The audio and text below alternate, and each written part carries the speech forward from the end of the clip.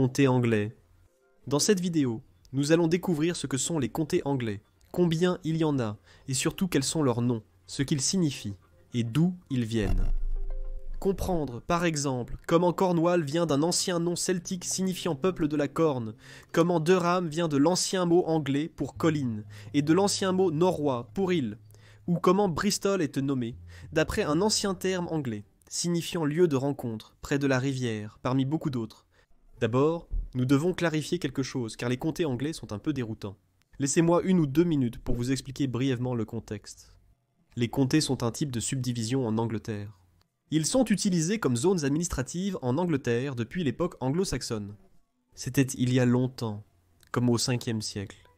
Et bien que l'organisation territoriale et la division du pays en comtés aient changé, comme c'est normal avec n'importe quel pays au fil du temps, diverses définitions des comtés existent en Angleterre aujourd'hui, avec des différences significatives les unes des autres. Il existe 3 définitions des comtés en Angleterre. D'abord, les comtés cérémoniaux, puis les comtés de gouvernement local, et enfin les comtés historiques. Les comtés cérémoniaux sont au nombre de 48 et servent pour la lieutenance. Chacun d'eux a un lord-lieutenant qui lui est assigné, qui est le représentant personnel du monarque dans la région. Historiquement, chaque lieutenant était responsable de la levée de la milice du comté en temps de guerre, mais cela a été totalement aboli en 1921. Les comtés de gouvernement local sont peut-être les plus pertinents de tous.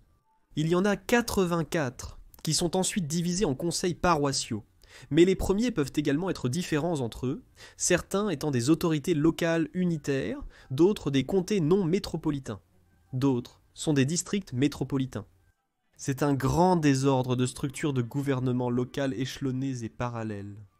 Et enfin, les comtés historiques, qui sont 39, et ils ont été utilisés comme comtés de gouvernement local jusqu'en 1974. Ils ont été principalement formés en tant que shire, ou subdivision des royaumes précédents, qui se sont progressivement unis au Xe siècle pour devenir l'Angleterre.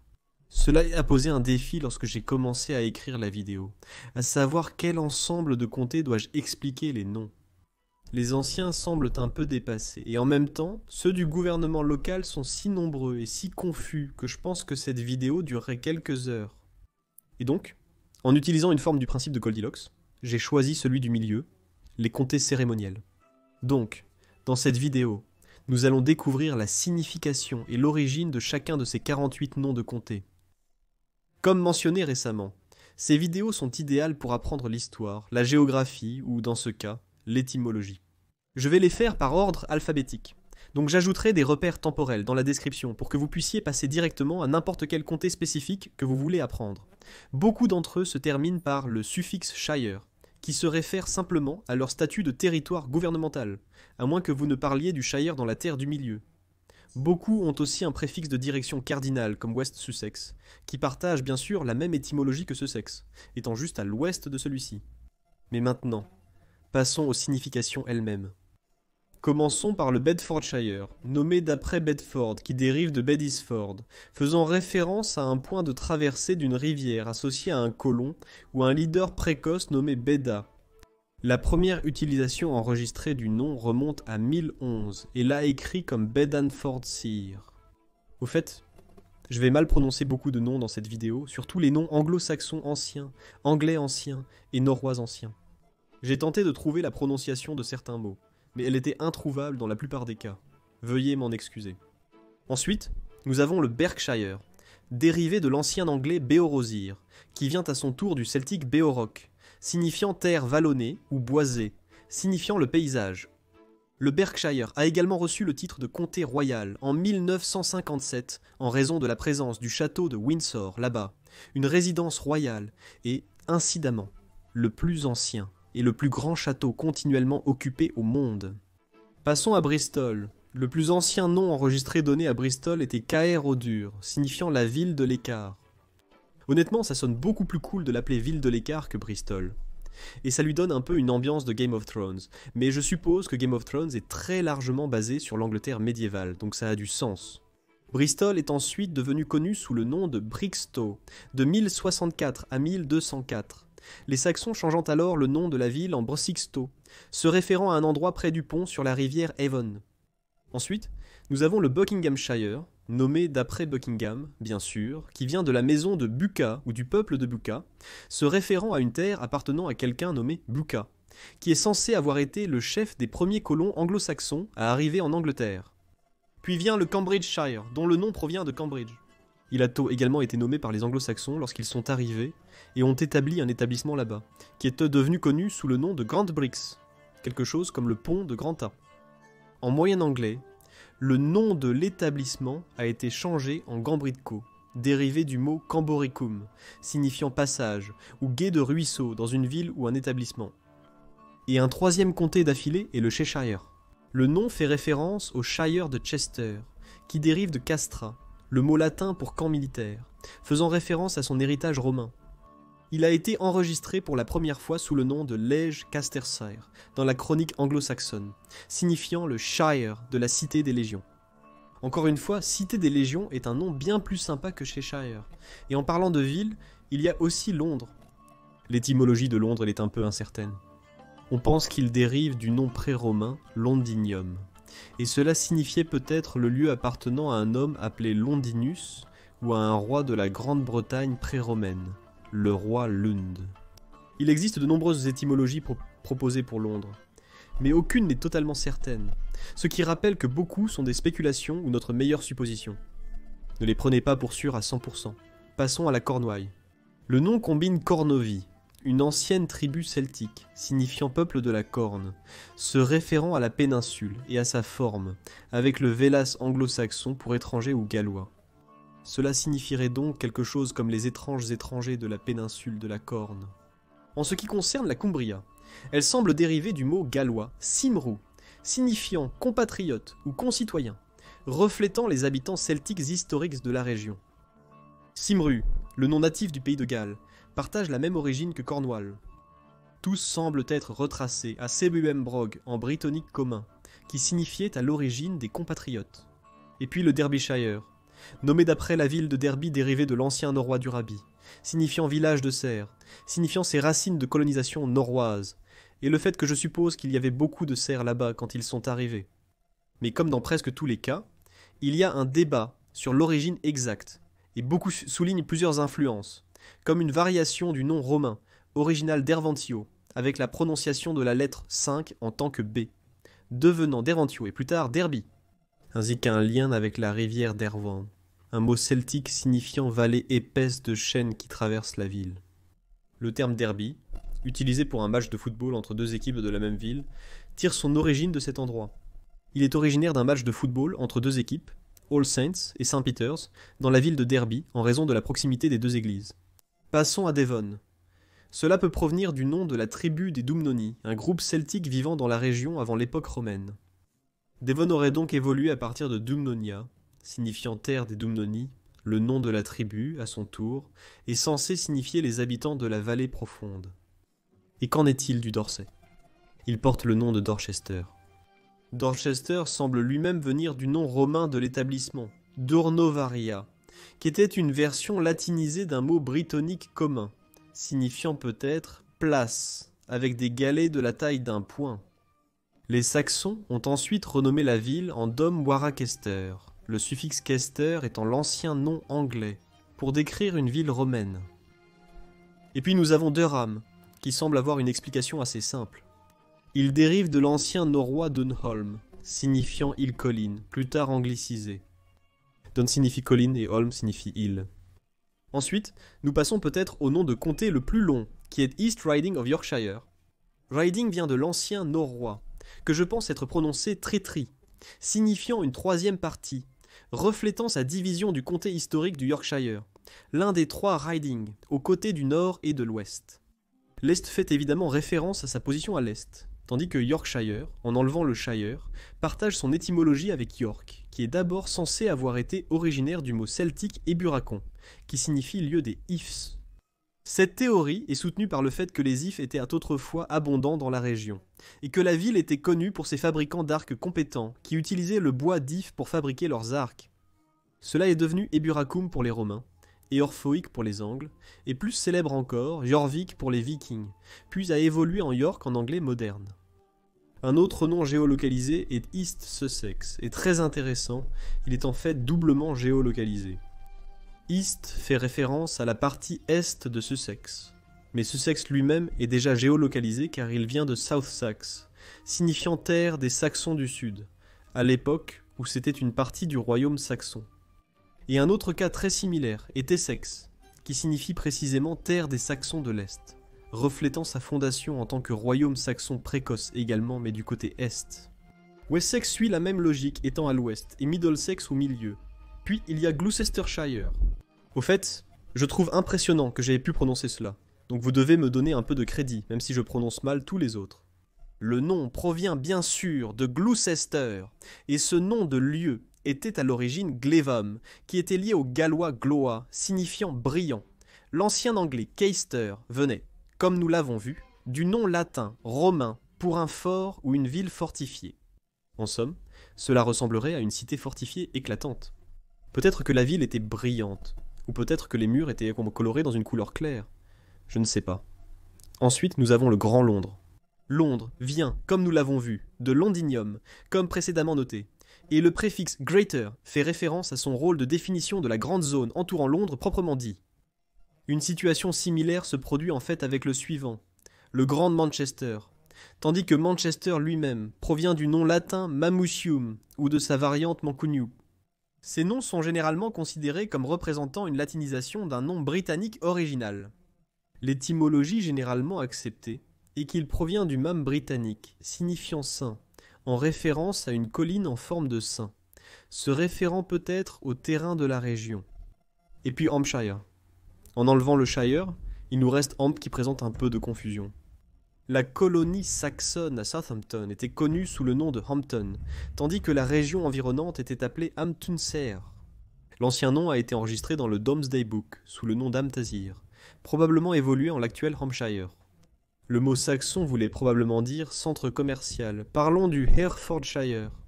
Il est mentionné pour la première fois dans une chronique anglo-saxonne de 1051.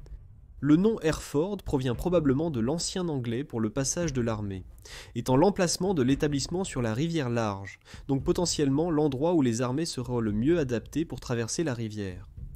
Le Hertfordshire est semblable au précédent. Il provient de Hereford, signifiant le gué des cerfs, indiquant un passage utilisé par les cerfs dans la région. Le nom Hertfordshire a été enregistré pour la première fois dans une autre chronique anglo-saxonne, celle-ci en 1011. Et les cerfs figurent dans de nombreux emblèmes de comté, donc cela a du sens, que ce soit le cas. Ensuite, nous avons l'île de Wight, et son origine semble être le terme latin vectis pour la partie blanche. L'île, bien sûr, fait référence au fait qu'il s'agit d'une île. Les plus anciens enregistrements qui donnent un nom à l'île proviennent de l'Empire romain. Elle était appelée Vectis ou Vecta en latin. Le Domesday Book appelait alors l'île Wight, probablement un point intermédiaire entre le terme latin et le terme anglais moderne. Ce sont toutes des variantes du même nom. Cela peut signifier lieu de division, puisque l'île semble diviser les deux bras du Solent. Ensuite, nous avons le Kent, nommé d'après la tribu celtique des Conti, qui y vivait avant l'occupation romaine. C'est en fait l'un des premiers de noms enregistrés en Grande-Bretagne, connu des Grecs depuis que l'explorateur Pythias l'a enregistré sous le nom de Cantillon lors de son voyage autour des îles britanniques vers 325 avant J.C. C'est assez fou de penser que ce grec aléatoire voyageait le long des îles britanniques il y a des milliers d'années, un peu comme le tourisme que nous faisons maintenant. Il a donc été désigné comme le plus ancien nom enregistré toujours utilisé en Angleterre. La signification a été expliquée comme district côtier, terre d'angle ou terre en bordure, donc la tribu a peut-être été nommée d'après l'endroit où il vivait, en raison de sa place dans le coin sud-est de l'Angleterre. Fait intéressant, le mot portugais pour coin est canto. Il partage peut-être donc un sens et une origine commun. Passons au 50 avec le 50 Lancashire.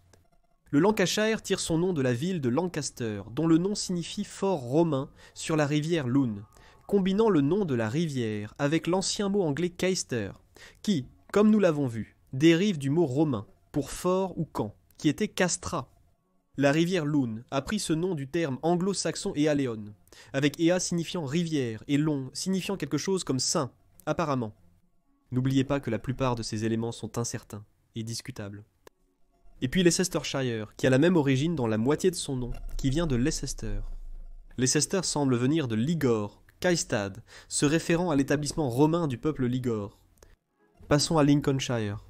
Il provient de Lincoln, dont le nom signifie lac, piscine, colonie ou quelque chose, combinant le mot britannique glen avec le mot latin colonia. Ensuite, nous avons le seul pays cérémoniel, commençant par un M, qui est Merseyside, nommé d'après son emplacement à côté de la rivière Mersey.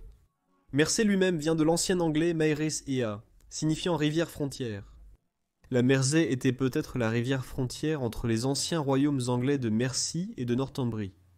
Ensuite, nous avons une étymologie très simple pour Norfolk, qui signifie North Folk, en contraste avec Suffolk, qui signifie South Folk, et il se réfère aux habitants de l'East Anglia. Ensuite, nous avons le North Yorkshire, qui est déjà mentionné dans notre liste. York vient d'Eburacum, avec l'ajout de Shire pour le comté et Nord pour sa position géographique. Un autre est le Northamptonshire. Northampton vient de l'ancien anglais Hampton, signifiant établissement domestique. Ham signifie maison et Tun signifie ville, et encore un autre Nord est Northumberland. Le nom est enregistré dans la chronique anglo-saxonne comme Northumberland, signifiant la terre au nord de la Humber.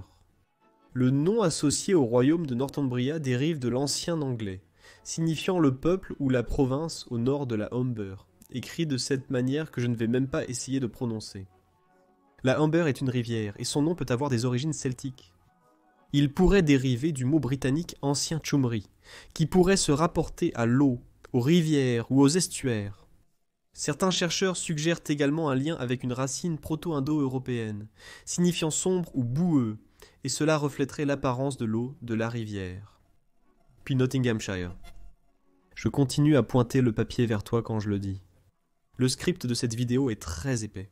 Il fait environ 17 pages. Mais en tout cas, Nottinghamshire. Cela vient, bien sûr, de Nottingham, qui est issu de Snotagam, signifiant quelque chose comme la maison du peuple de Snot, un leader local à l'époque anglo-saxonne. Au 7e siècle après Jésus-Christ, les Snottinghams ont donné leur nom à Nottingham, enregistré pour la première fois sous le nom de Snotagam. Au fil des ans, le nom de la ville a été progressivement modifié jusqu'à ce qu'il soit connu sous le nom de Nottingham autour du 12e siècle. Ensuite, il y a Oxfordshire, qui signifie Fort d'Oxon en vieil anglais, indiquant un endroit où les bœufs traverseraient à nouveau la rivière. L'origine de la traversée de la rivière est très intéressante lorsque vous apprenez l'étymologie, pour découvrir l'énorme quantité de noms de lieux à travers le monde qui sont nommés d'après les rivières, et combien de fois les rivières elles-mêmes sont nommées d'après le mot natif, pour rivière, et donc beaucoup d'endroits dans le monde sont simplement appelés quelque chose comme rivière, rivière, je ne sais pas, c'est intéressant. Passons à Rutland, c'est une possible dérivation de Rotasland, ou liée à l'ancien mot anglais. Rut, signifiant château Rutland, est également désigné sous le nom de Rotaland, dans le livre des Dômes, qui a été achevé en 1087. Le nom là-bas porte une signification qui était plus liée à la première hypothèse, terre appartenant à Rota, avec Rota étant un ancien nom personnel anglais, qui signifiait l'agréable, ou le joyeux. Donc, en plus de la tendance des lieux à être nommés d'après les lieux de traversée des rivières, nous avons également cette autre tendance des lieux à être nommés d'après un leader local ou quelqu'un qui possède la terre à cet endroit. Revenant à un autre shire, nous avons Shropshire.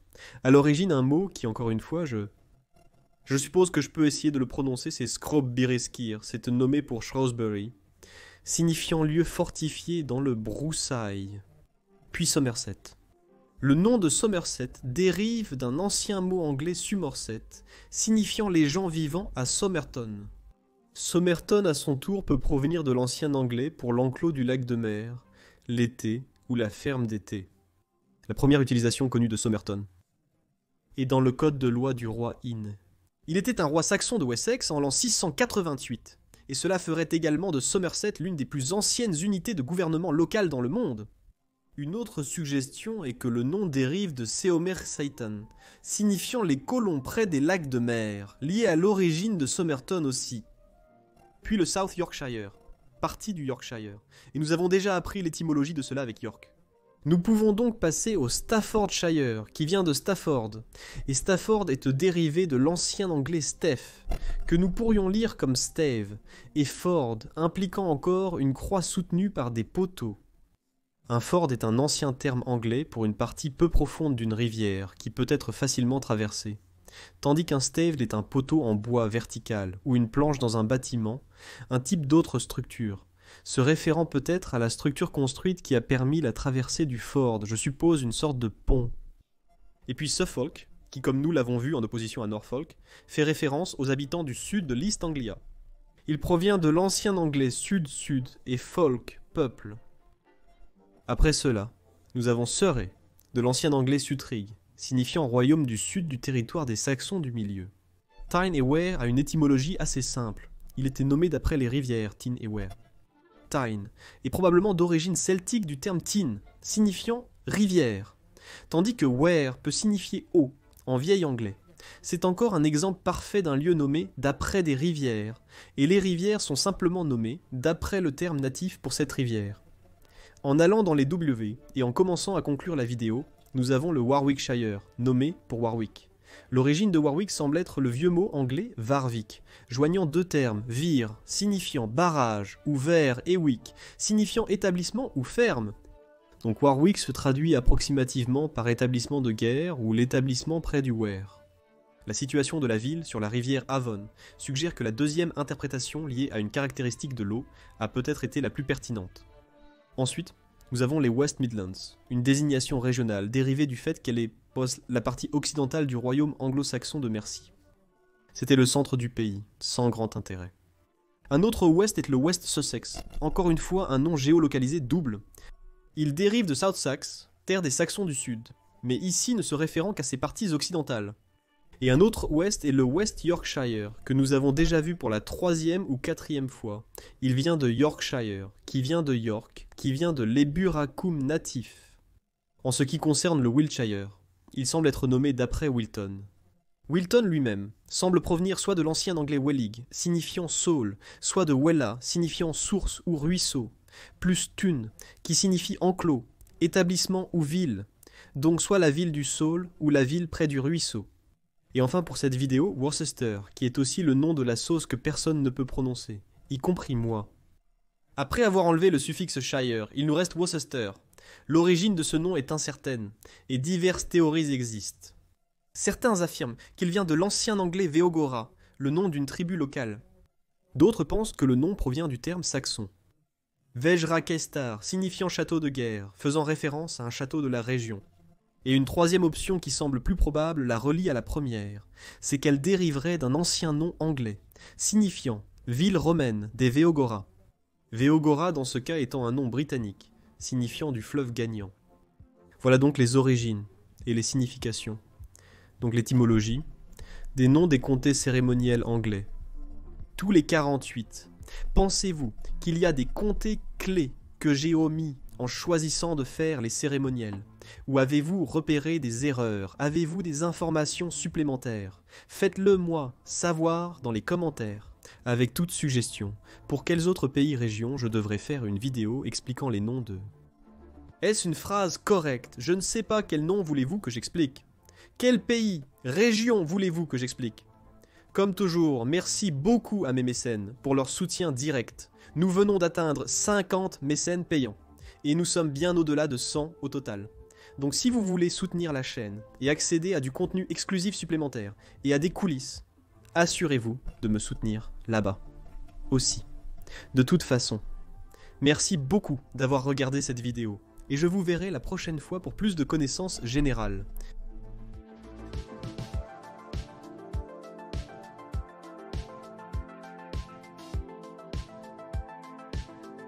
Quand je vous dis que j'ai enregistré cette vidéo 3 fois, et que chaque fois quelque chose a mal tourné l'audio, a été gâché dans l'une d'elles dans l'autre, la caméra a arrêté d'enregistrer, parce qu'elle n'avait plus d'espace. Et je ne m'en suis pas rendu compte, jusqu'à ce que j'ai complètement fini. Donc la 3e fois est la bonne, espérons-le, sinon je vais devenir fou. Donc la tasse du mouvement d'aujourd'hui est celle-ci. C'est l'une des nouvelles que nous venons de ramener de Norvège. Et je pense que c'est comme le monstre du spectacle. Et puis certaines personnes, certains gars ont peur de lui. Mais il a l'air plutôt sympa. Je pense qu'il est juste mal compris parce qu'il est grand. Il est toujours grand et effrayant. Mais c'est cool de voir que ces tasses Raleigh sont un peu plus étranges. Pas plus étranges, mais comme un style plus différent que les autres.